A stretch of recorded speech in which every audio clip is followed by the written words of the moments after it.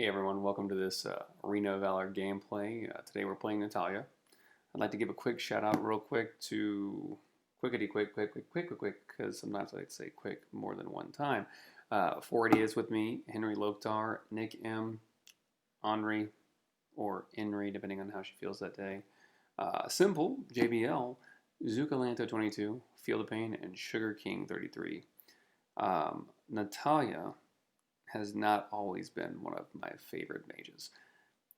Actually, I like Makanga, I like Raz, I like Vera. Those are probably the ones that always scream out, like the ones that I want to play. Not that they're the best mages, not that they're the ones you should pick, it's just my playstyle preference as a player. But ever since they did the patch update, where now her S1 just basically goes through anything and everything, no matter what's in the way, she's so good.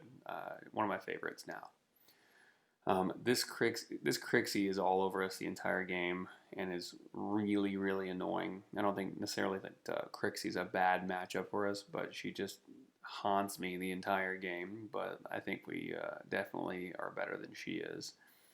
And I accidentally S2'd the bird there, which is pretty hilarious because it would have been great. And then also I'm getting ganked by this Crixie that I aforementioned before. Does anyone else absolutely hate when the jungle comes to your lane and takes your wave like consistently the whole game? Oh, this Crixie's gonna get it so good right here. Ooh, she loves it. So I act like I'm running away so she sees me run away, and then I take her out behind the shed, and I put her down nicely. You know what I mean? I just made sure that she went down easy, quick, and not too painful. You know what I mean? You want to be humane when you take a Crixie out, because they are, a little fairy. You don't want to be too mean to them. We go up here. We're rotating like a mage should. Please God, if you are a mage, cough, cough, cough, Illumia. Just because your ultimate allows you to hit anywhere from your lane does not mean that that counts as rotating. I have now whiffed twice in a row on my S2 and S1, trying to anticipate where the team was going, where the enemy was going. I'm checking the bush, hardcore style. I want to make sure that bush gets some damage too. We just can't commit to going back in with such low health. I considered backing, but I just thought I'd go back to my lane, try and get my wave clear. As a mid laner, you have to get your wave clear. If you don't get your wave clear, you're so behind the entire game. I've gone plenty of games where I thought I was doing really, really well, and I check my gold, and I am last because I'm always so concerned about rotating that I never rotate back enough to get my wave clear, or I have a jungle who just is obsessed with clearing my wave before I can get there, even though they see me going. And this was legit right here. I should have had a triple, but I only got the double. But these stars aligned, or the players aligned for me to really just stick it to them. So that was really good. We had a really good start, and it keeps going. We keep on rolling. But sometimes you have teammates that just, no matter how well you start, no matter how well you rotate, they're heavy, man. And I'm sure you'll run into that same thing time and time again. So we're finally back at our lane, getting our clear on, and we're going to go back up top all day long. I typically don't like to go to Slayer too much unless I just know the matchup's really terrible for the Slayer lane, or the Slayer lane just can't handle the lane. But top is just always so busy this game. Like, there's so many people just, going at it.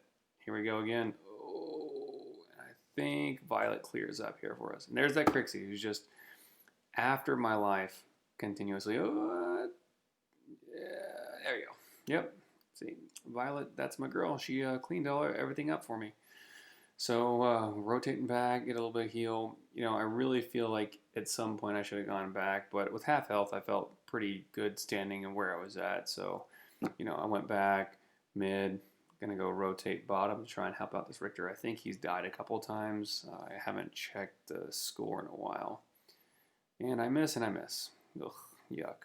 And the Zada we let kill the Cricknack because we were too low, and I know that there was the Arduin right there too, so it just wasn't worth getting yourself killed over a Cricknack. You know what I mean?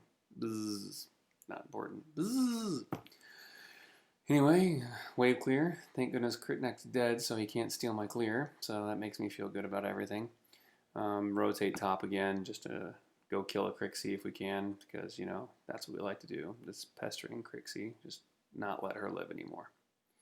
I, of course, missed my S1 and S2, because, you know, it wouldn't be an excellent game if I wasn't just missing everything.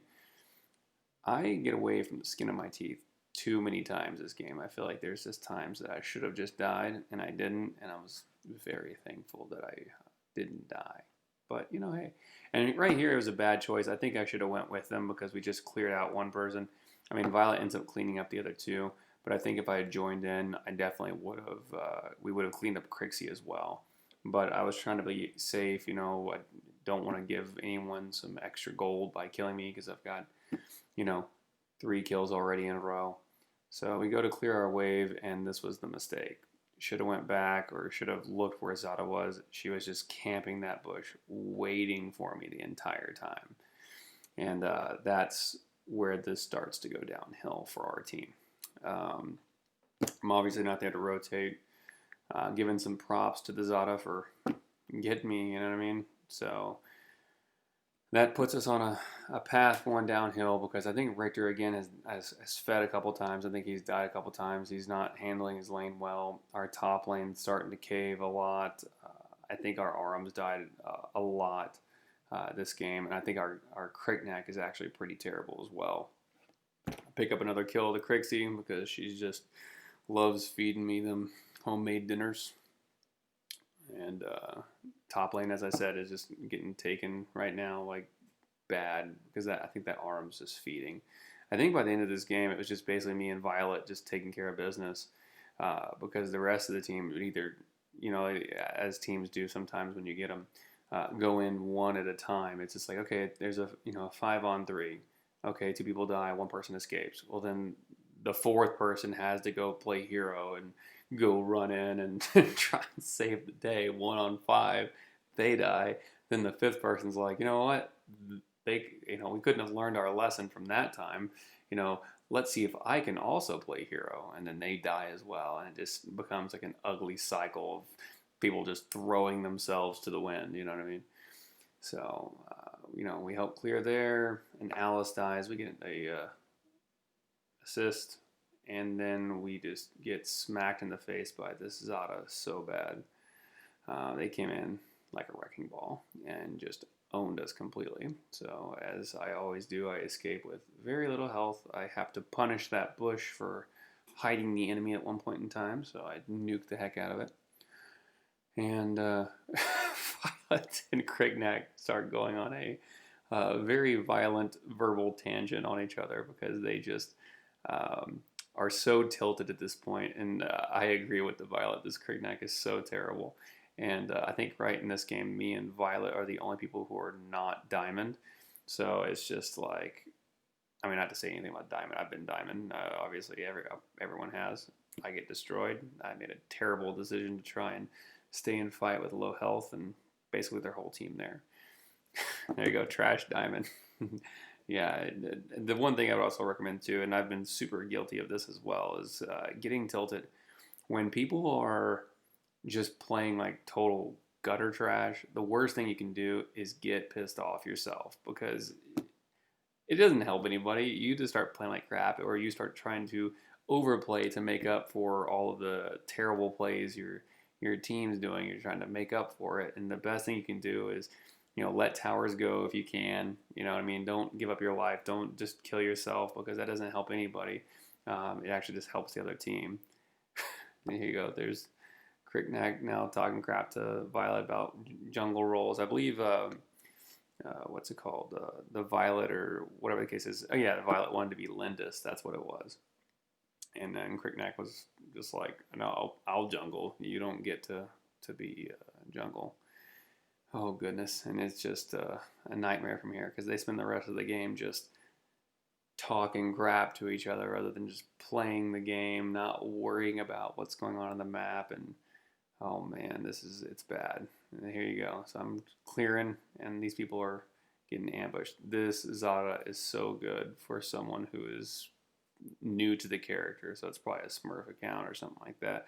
Or it could just be that my team's so toxic that they just make it easy, when you're standing still typing all the time. So we're still doing pretty good.